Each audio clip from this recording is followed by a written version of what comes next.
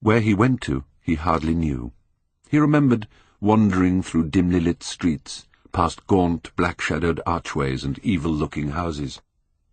As the dawn was just breaking, he hailed a hansom and drove home. In the huge gilt Venetian lantern, spoil of some doge's barge, that hung from the ceiling of the great oak-panelled hall of entrance, lights were still burning from 3 flickering jets. Thin blue petals of flame they seemed, rimmed with white fire. He turned them out, and having thrown his hat and cape on the table, passed through the library towards the door of his bedroom, a large octagonal chamber on the ground floor that, in his newborn feeling for luxury, he had just had decorated for himself, and hung with some curious Renaissance tapestries that had just been discovered, stored in a disused attic at Selby Royal. As he was turning the handle of the door, his eye fell upon the portrait Basil Hallward had painted of him. He started back, as if in surprise. In the dim, arrested light that struggled through the cream-coloured silk blinds, the face appeared to him to be a little changed. The expression looked different. One would have said that there was a touch of cruelty in the mouth. It was certainly strange. He turned round and, walking to the window, drew up the blind. The bright dawn flooded the room and swept the fantastic shadows into dusky corners where they lay shuddering. But the strange expression that he had noticed in the face of the portrait seemed to linger there, to be more intensified even. The quivering, ardent sunlight showed him the lines of cruelty round the mouth as clearly as if he had been looking into a mirror after he had done some dreadful thing.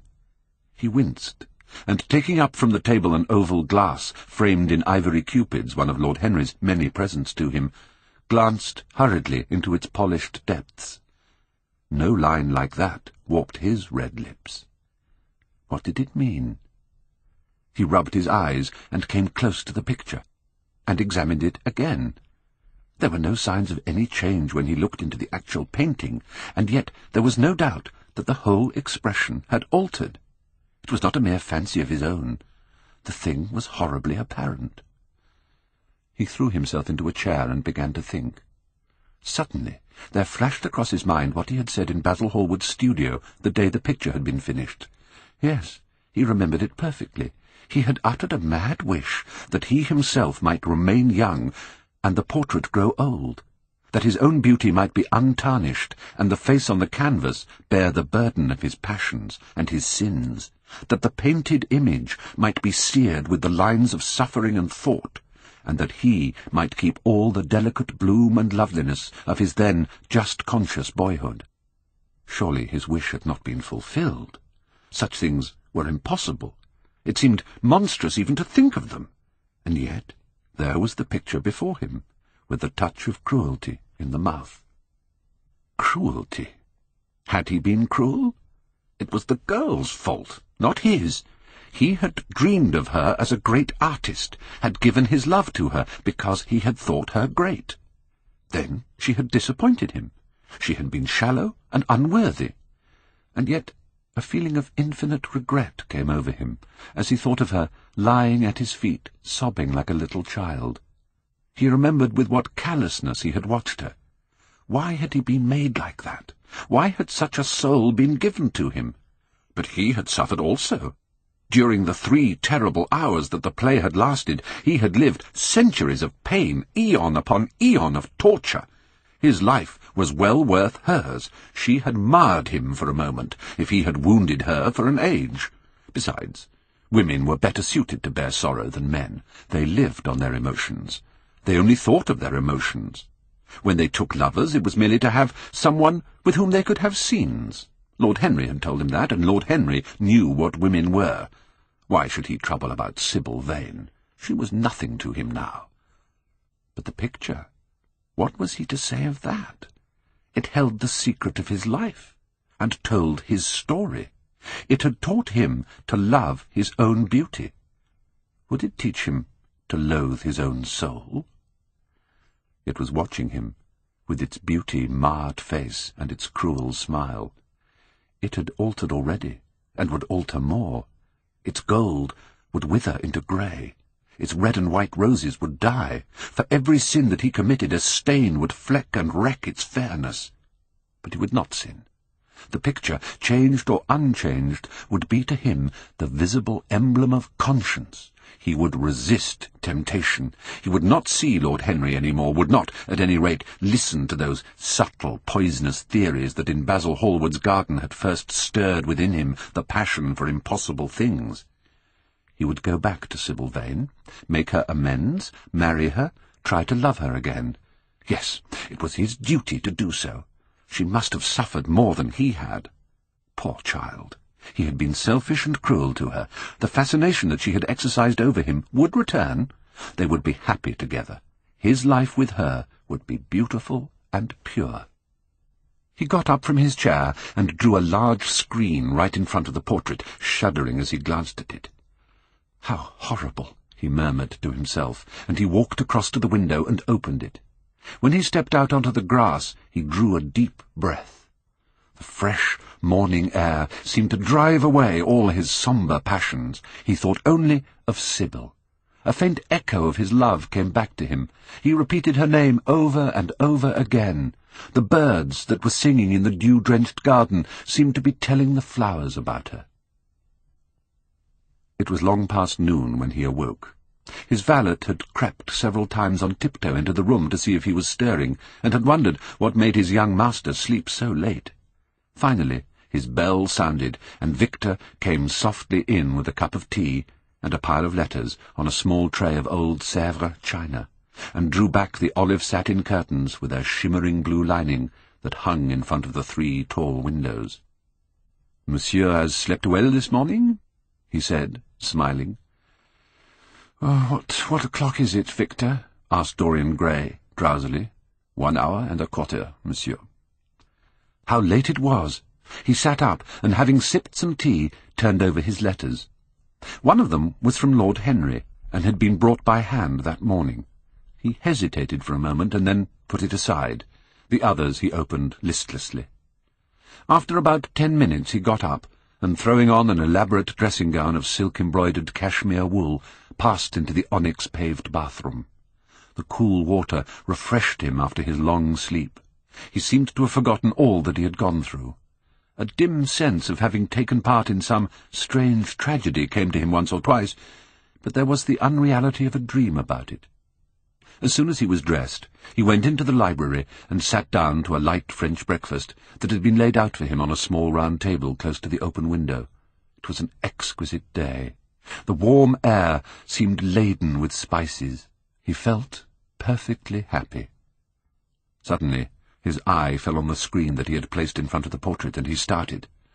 "Too cold for monsieur?" asked his valet, putting an omelette on the table. "I shut the window?" Dorian shook his head. "I'm not cold," he murmured. Was it all true? Had the portrait really changed? Or had it been simply his own imagination that had made him see a look of evil where there had been a look of joy? Surely a painted canvas could not alter. The thing was absurd. It would serve as a tale to tell Basil some day. It would make him smile. And yet, how vivid was his recollection of the whole thing! First in the dim twilight, and then in the bright dawn, he had seen the touch of cruelty round the warped lips. He almost dreaded his valet leaving the room. He knew that when he was alone he would have to examine the portrait. He was afraid of certainty. When the coffee and cigarettes had been brought, and the man turned to go, he felt a wild desire to tell him to remain. As the door was closing behind him, he called him back. The man stood, waiting for his orders. Dorian looked at him for a moment. "I am not at home to anyone, Victor," he said with a sigh. The man bowed and retired. Then he got up and locked both doors. At least he would be alone when he looked upon the mask of his shame. Then he drew the screen aside and saw himself face to face. It was perfectly true. The portrait had altered. As he often remembered afterwards, and always with no small wonder, he found himself at first gazing at the portrait with a feeling of almost scientific interest. That such a change should have taken place was incredible to him, and yet it was a fact. Was there some subtle affinity between the chemical atoms that shaped themselves into form and colour on the canvas, and the soul that was within him? Could it be that what that soul thought, they realized? That what it dreamed they made true? Or was there some other, more terrible reason? He shuddered and felt afraid, and going back to the couch, lay there, gazing at the picture in sickened horror. One thing, however, he felt that it had done for him. It had made him conscious of how unjust, how cruel he had been to Sibyl Vane. It was not too late to make reparation for that. She could still be his wife. His unreal and selfish love would yield to some higher influence, would be transformed into some nobler passion, and the portrait that Basil Hallward had painted of him would be a guide to him through life, would be to him what holiness is to some, and conscience to others, and the fear of God to us all. There were opiates for remorse, drugs that could lull the moral sense to sleep, but here was a visible symbol of the degradation of sin. Here was an ever-present sign of the ruin men brought upon their souls. 3 o'clock struck, and 4, and the half-hour rang its double chime, but Dorian Gray did not stir. He was trying to gather up the scarlet threads of life, and to weave them into a pattern, to find his way through the sanguine labyrinth of passion through which he was wandering. He did not know what to do, or what to think. Finally, he went over to the table and wrote a passionate letter to the girl he had loved, imploring her forgiveness and accusing himself of madness. He covered page after page with wild words of sorrow and wilder words of pain. There is a luxury in self-reproach. When we blame ourselves, we feel that no one else has a right to blame us. It is the confession, not the priest, that gives us absolution. When Dorian had finished the letter, he felt that he had been forgiven. Suddenly, there came a knock on the door, and he heard Lord Henry's voice outside. "My dear boy, I must see you. Let me in at once. I can't bear your shutting yourself up like this." He made no answer at first, but remained quite still. The knocking still continued and grew louder. Yes, it was better to let Lord Henry in, and to explain to him the new life he was going to lead, to quarrel with him if it became necessary to quarrel, to part if parting was inevitable. He jumped up, drew the screen hastily across the picture, and unlocked the door. "I'm so sorry for it all, Dorian," said Lord Henry as he entered, "but you must not think too much about it." "Do you mean about Sibyl Vane?" asked the lad. "Yes, of course," answered Lord Henry, sinking into a chair and slowly pulling off his yellow gloves. "It is dreadful, from one point of view, but it was not your fault. Tell me, did you go behind and see her after the play was over?" "Yes." "I felt sure you had. Did you make a scene with her?" I was brutal, Harry, perfectly brutal. But it is all right now. I'm not sorry for anything that has happened. It has taught me to know myself better." "Oh, Dorian, I'm so glad you take it that way. I was afraid I would find you plunged in remorse and tearing that nice curly hair of yours." "I've got through all that," said Dorian, shaking his head and smiling. "I am perfectly happy now. I know what conscience is, to begin with. It is not what you told me it was. It is the divinest thing in us. Don't sneer at it, Harry, any more. At least not before me. I want to be good. I can't bear the idea of my soul being hideous." "A very charming artistic basis for ethics, Dorian. I congratulate you on it. But how are you going to begin?" "By marrying Sibyl Vane." "Marrying Sibyl Vane?" cried Lord Henry, standing up and looking at him in perplexed amazement. "But, my dear Dorian—" "Yes, Harry, I know what you're going to say.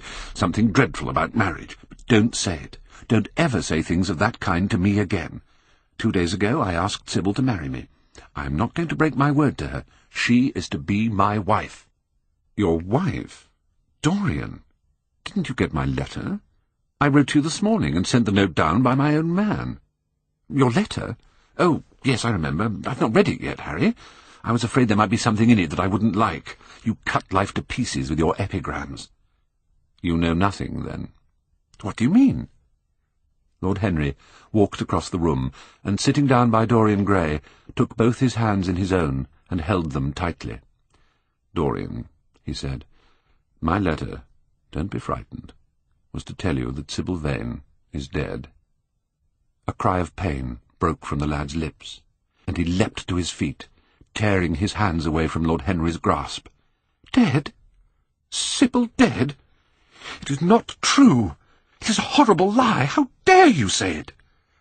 "It is quite true, Dorian," said Lord Henry gravely. "It is in all the morning papers. I wrote down to you to ask you not to see anyone till I came. There will have to be an inquest, of course, and you must not be mixed up in it. Things like that make a man fashionable in Paris, but in London people are so prejudiced. Here one should never make one's debut with a scandal. One should reserve that to give an interest to one's old age. I suppose they don't know your name at the theatre. If they don't, it's all right. Did anyone see you going round to her room? That's an important point." Dorian did not answer for a few moments. He was dazed with horror. Finally he stammered in a stifled voice, "Harry, did you say an inquest? What did you mean by that? Did Sibyl— Oh, Harry, I can't bear it, but be quick, tell me everything at once." "I have no doubt that it was not an accident, Dorian, though it must be put in that way to the public. It seems that she was leaving the theatre with her mother about 12:30 or so. She said she had forgotten something upstairs. They waited some time for her, but she did not come down again. They ultimately found her lying dead on the floor of her dressing-room. She had swallowed something by mistake, some dreadful thing they use at theatres.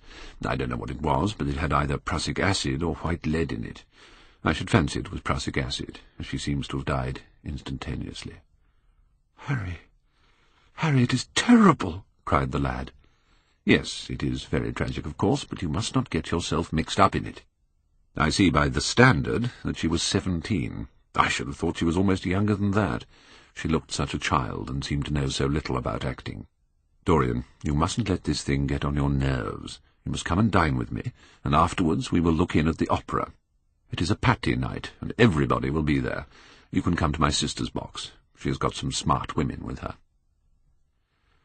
"So I have murdered Sibyl Vane," said Dorian Gray, half to himself. "Murdered her as surely as if I had cut her little throat with a knife. Yet the roses are not less lovely for all that. The birds sing just as happily in my garden.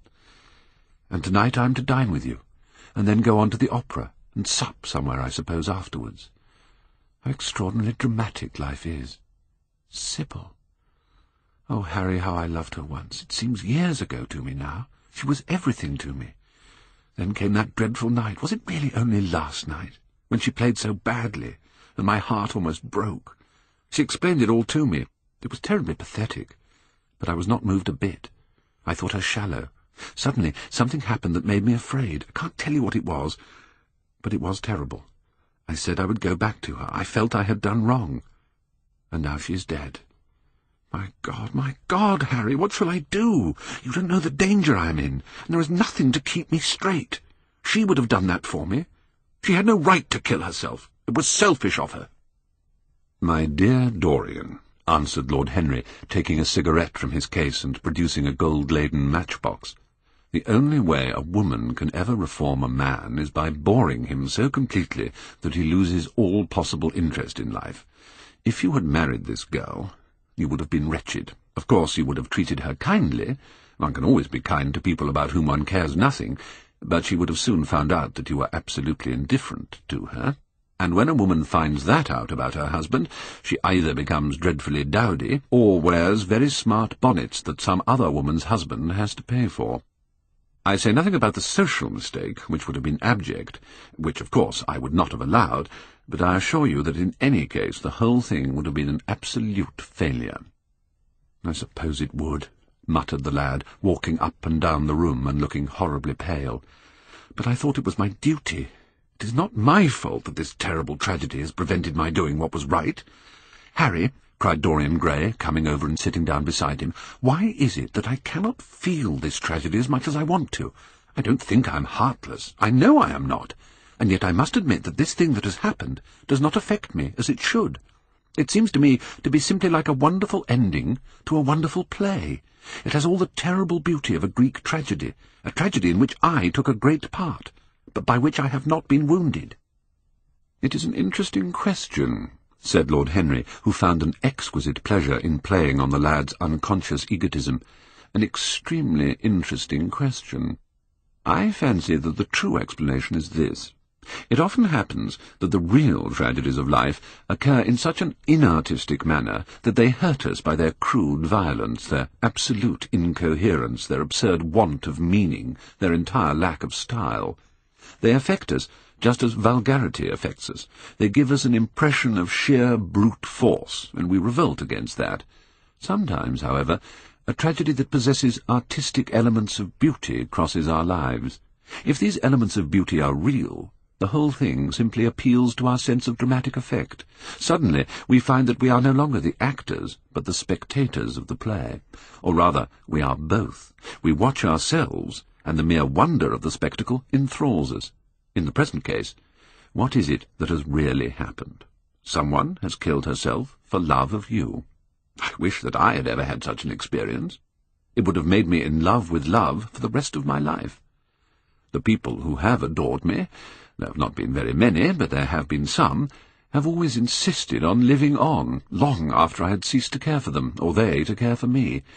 Of course, now and then things linger.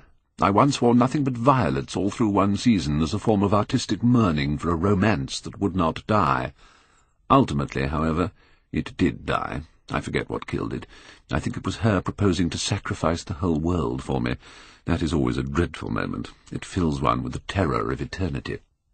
You are more fortunate than I am. I assure you, Dorian, that not one of the women I have known would have done for me what Sibyl Vane did for you. Ordinary women always console themselves. Some of them do it by going in for sentimental colours. Never trust a woman who wears mauve, whatever her age may be, or a woman over 35 who is fond of pink ribbons. It always means that they have a history. Others find a great consolation in suddenly discovering the good qualities of their husbands. They flaunt their conjugal felicity in one's face as if it were the most fascinating of sins. Religion consoles some. Its mysteries have all the charm of a flirtation, a woman once told me, and I can quite understand it. Besides, nothing makes one so vain as being told that one is a sinner. Conscience makes egotists of us all. Yes, there is really no end to the consolations that women find in modern life. Indeed, I have not mentioned the most important one. "What is that, Harry?" said the lad, listlessly. "Oh, the obvious consolation, taking someone else's admirer when one loses one's own. In good society that always whitewashes woman. But really, Dorian, how different Sibyl Vane must have been from all the women one meets. There is something to me quite beautiful about her death. I am glad I am living in a century when such wonders happen. They make one believe in the reality of the things we all play with, such as romance, passion, and love. I was terribly cruel to her. You forget that. I am afraid that women appreciate cruelty, downright cruelty, more than anything else. They have wonderfully primitive instincts. We have emancipated them, but they remain slaves looking for their masters all the same. They love being dominated. I'm sure you were splendid. I have never seen you really and absolutely angry, but I can fancy how delightful you looked. And after all, you said something to me the day before yesterday that seemed to me at the time to be merely fanciful, but that I see now was absolutely true, and it holds the key to everything." "What was that, Harry?" "You said to me that Sibyl Vane represented to you all the heroines of romance, that she was Desdemona one night and Ophelia the other, that if she died as Juliet, she came to life as Imogen." "She will never come to life again now," muttered the lad, burying his face in his hands. "No, she will never come to life. She has played her last part. But you must think of that lonely death in the tawdry dressing-room simply as a strange, lurid fragment from some Jacobean tragedy, as a wonderful scene from Webster or Ford or Cyril Tourneur. The girl never really lived, and so she has never really died. To you, at least, she was always a dream, a phantom that flitted through Shakespeare's plays and left them lovelier for its presence, a reed through which Shakespeare's music sounded richer and more full of joy. The moment she touched actual life, she marred it, and it marred her, and so she passed away. Mourn for Ophelia, if you like. Put ashes on your head because Cordelia was strangled. Cry out against heaven because the daughter of Brabantio died. But don't waste your tears over Sibyl Vane. She was less real than they are." There was a silence. The evening darkened in the room. Noiselessly, and with silver feet, the shadows crept in from the garden. The colours faded wearily out of things. After some time, Dorian Gray looked up. "You have explained me to myself, Harry," he murmured, with something of a sigh of relief. "I felt all that you have said, but somehow I was afraid of it, and I could not express it to myself. How well you know me! But we will not talk again of what has happened. It has been a marvellous experience, that is all. I wonder if life has still in store for me anything as marvellous." "Life has everything in store for you, Dorian. There is nothing that you, with your extraordinary good looks, will not be able to do."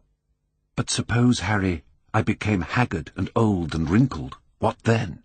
"Ah, then," said Lord Henry, rising to go, "then, my dear Dorian, you would have to fight for your victories.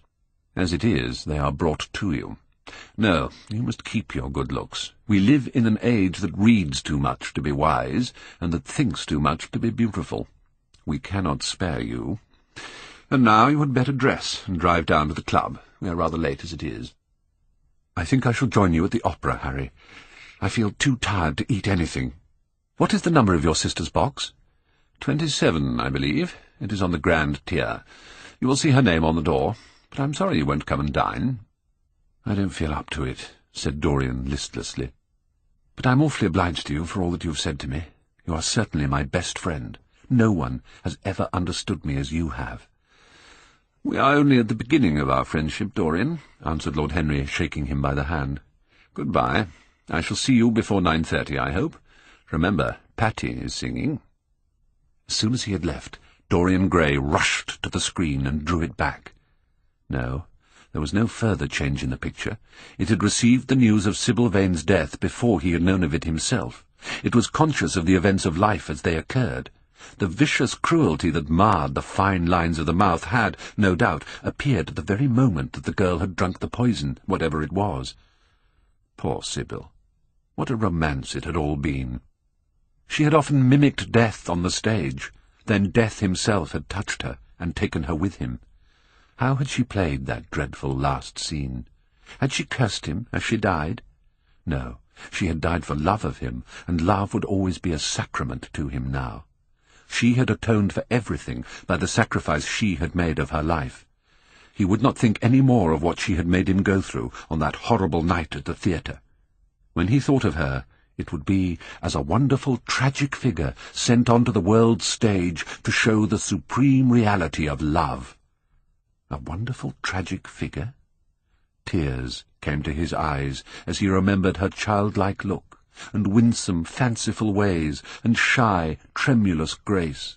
He brushed them away hastily and looked again at the picture. He felt that the time had really come for making his choice. Or had his choice already been made? Yes, life had decided that for him, life and his own infinite curiosity about life. Eternal youth, infinite passion, pleasures subtle and secret, wild joys and wilder sins. He was to have all these things. The portrait was to bear the burden of his shame. That was all. There would be a real pleasure in watching it. He would be able to follow his mind into its secret places. This portrait would be to him the most magical of mirrors. As it had revealed to him his own body, so it would reveal to him his own soul. He drew the screen back into its former place in front of the picture, smiling as he did so, and passed into his bedroom, where his valet was already waiting for him. An hour later he was at the opera, and Lord Henry was leaning over his chair. As he was sitting at breakfast next morning, Basil Hallward was shown into the room. "I am so glad I have found you, Dorian," he said gravely. "I called last night, and they told me you were at the opera. Of course I knew that was impossible, but I wish you had left word where you had really gone to. I passed a dreadful evening, half afraid that one tragedy might be followed by another. I think you might have telegraphed for me when you heard of it first. I read of it quite by chance in a late edition of the Globe that I picked up at the club. I came here at once and was miserable at not finding you. I can't tell you how heartbroken I am about the whole thing. I know what you must suffer. But where were you? Did you go down and see the girl's mother? Poor woman, what a state she must be in, and her only child, too. What did she say about it all?" "My dear Basil, how do I know? murmured Dorian Gray, sipping some pale yellow wine from a delicate gold-beaded bubble of Venetian glass, and looking dreadfully bored. "I was at the opera. You should have come on there. I met Lady Gwendolen, Harry's sister, for the first time. We were in her box. She's perfectly charming, and Patty sang divinely. Don't talk about horrid subjects. If one doesn't talk about a thing, it has never happened. It is simply expression, as Harry says, that gives reality to things. I may mention that she was not the woman's only child. There is a son, charming fellow, I believe, but he is not on the stage. He's a sailor or something. And now, tell me about yourself and what you're painting." "You went to the opera?" said Hallward, speaking very slowly and with a strained touch of pain in his voice. "You went to the opera while Sibyl Vane was lying dead in some sordid lodging? You can talk to me of other women being charming and of Patty singing divinely before the girl you loved has even the quiet of a grave to sleep in? Why, man, there are horrors in store for that little white body of hers." "Stop, Basil! I won't hear it," cried Dorian, leaping to his feet. "You must not tell me about things. What is done is done. What is past is past. You call yesterday the past? What has the actual lapse of time got to do with it? It is only shallow people who require years to get rid of an emotion. A man who is master of himself can end a sorrow as easily as he can invent a pleasure. I don't want to be at the mercy of my emotions. I want to use them, to enjoy them, and to dominate them. Dorian, this is horrible. Something has changed you completely. You look exactly the same wonderful boy who, day after day, used to come down to my studio to sit for his picture. But you were simple, natural, and affectionate then. You were the most unspoiled creature in the whole world. Now I don't know what has come over you. You talk as if you had no heart, no pity in you. It is all Harry's influence, I see that." The lad flushed up and, going to the window, looked out for a few moments on the green, flickering, sun-lashed garden. "I owe a great deal to Harry, Basil," he said at last. "More than I owe to you. You only taught me to be vain." "Well, I am punished for that, Dorian, or shall be some day." "I don't know what you mean, Basil," he exclaimed, turning round. "I don't know what you want. What do you want?" "I want the Dorian Gray I used to paint," said the artist, sadly. "Basil," said the lad, going over to him and putting his hand on his shoulder, "you have come too late. If you had come in yesterday at a particular moment, about 5:30 perhaps, or 5:45, you would have found me in tears. Even Harry, who was here, who brought me the news, in fact, had no idea what I was going through. I suffered immensely. Then it passed away. I cannot repeat an emotion. No one can, except sentimentalists. And you are awfully unjust, Basil. You come down here to console me. That is charming of you. You find me consoled, and you are furious. How like a sympathetic person. And besides, my dear old Basil, if you really want to console me, teach me rather to forget what has happened, or to see it from the proper artistic point of view. Was it not Gautier who used to write about the consolation of art? I love beauty, things that one can touch and handle, old brocades, green bronzes, lacquer work, carved ivories, exquisite surroundings, luxury, pomp. There is so much to be got from all these. But the artistic temperament that they create, or at any rate reveal, is still more to me.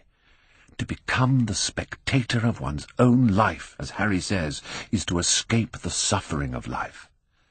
I know you are surprised at my talking to you like this. You have not realized how I have developed. I was a schoolboy when you knew me. I'm a man now. I have new passions, new thoughts, new ideas. I am different, but you must not like me less. I am changed, but you must always be my friend. Of course I am very fond of Harry, but I know that you are better than he is. You are not stronger, you are much too afraid of life, but you are better. And how happy we used to be together. Don't leave me, Basil, and don't quarrel with me. I am what I am. There is nothing more to be said." The painter felt strangely moved. The lad was infinitely dear to him, and his personality had been the great turning point in his art. He could not bear the idea of reproaching him any more. After all, his indifference was probably merely a mood that would pass away. There was so much in him that was good, so much in him that was noble. "Well, Dorian," he said at length with a sad smile, "I won't speak to you again about this horrible thing after today. I only trust your name won't be mentioned in connection with it. The inquest is to take place this afternoon. Have they summoned you?" Dorian shook his head, and a look of annoyance passed over his face at the mention of the word inquest. There was something so crude and vulgar about everything of the kind. "They don't know my name," he answered. "But surely she did." "Only my Christian name, and that I'm quite sure she never mentioned to anyone. She told me once that they were all rather curious to learn who I was, and that she invariably told them my name was Prince Charming. It was pretty of her. You must do me a drawing of Sibyl, Basil.